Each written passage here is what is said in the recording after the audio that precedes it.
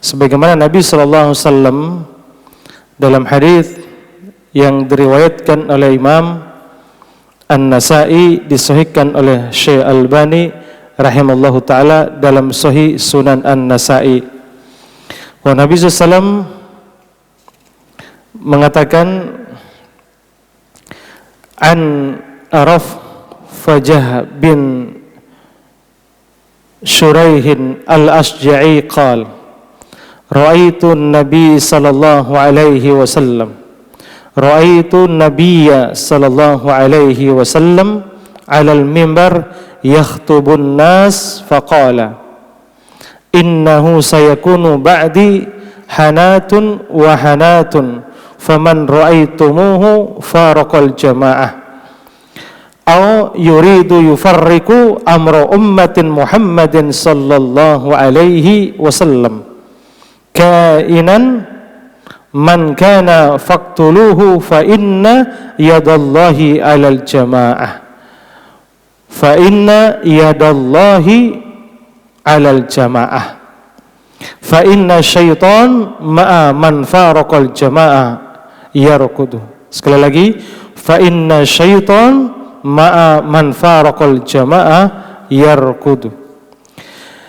Diriwayatkan dari Al-Fajah bin Suraih al-Ashja'i, dia berkata, aku pernah melihat Nabi sallallahu alaihi wasallam berada di atas mimbar. Beliau berkhutbah di depan manusia, di depan para sahabat, seraya mengatakan, sesungguhnya setelah peninggalku nanti akan terjadi bencana demi bencana.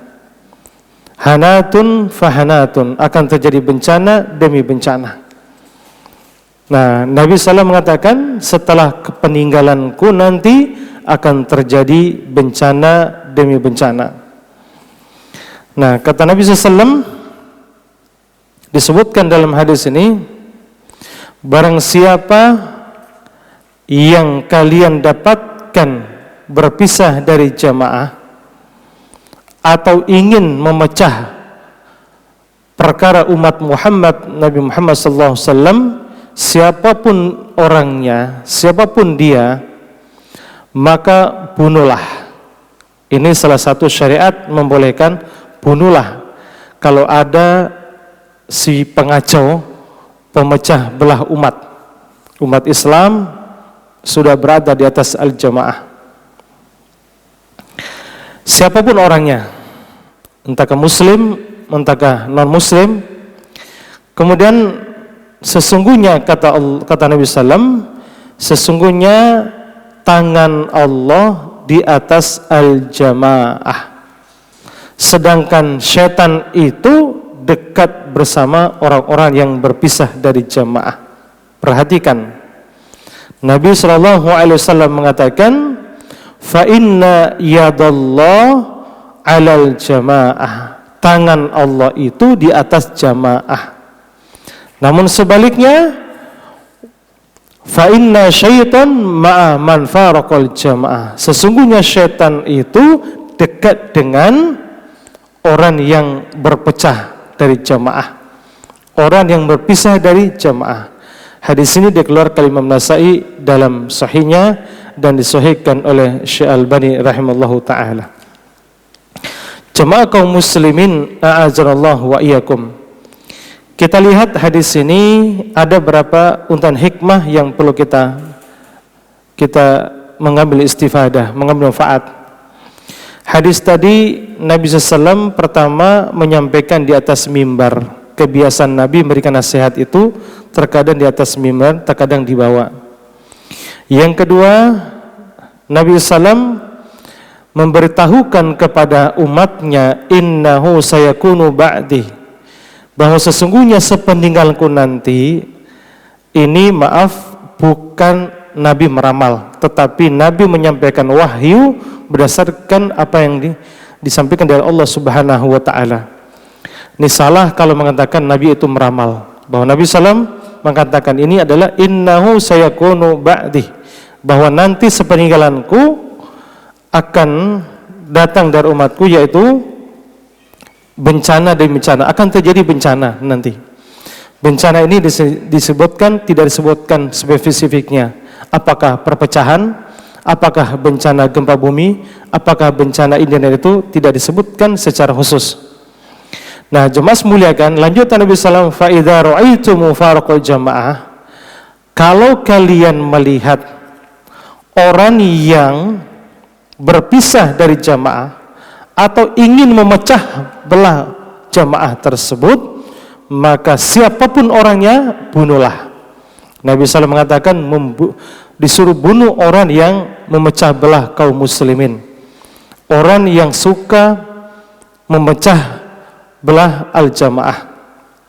Nah, tetapi yang dimaksud untuk membunuh di sini bukan berarti person ini membunuh orang yang pecah belah, tidak.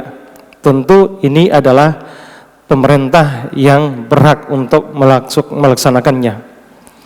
Kemudian selanjutnya Nabi SAW mengatakan, sesungguhnya tangan Allah itu di atas jamaah. Ini enggak bisa kita takwil bahwa hadis ini menunjukkan bahwa Allah itu punya tangan, enggak bisa ditakwil dengan yang lain. Begitu juga syaitan itu dekat dengan orang yang pisah dari jamaah, bahwa syaitan itu sangat dekat dengan orang yang berpecah belah dari jamaah. Nah, ini hadis yang pertama yang bisa kita ambil manfaatnya, yaitu bahwa Allah Subhanahu wa ta'ala dan juga Nabi SAW menyuruh agar kita selalu berjamaah dan hindari perpecahan. Ternyata perpecahan itu bagian daripada godaan syaitan.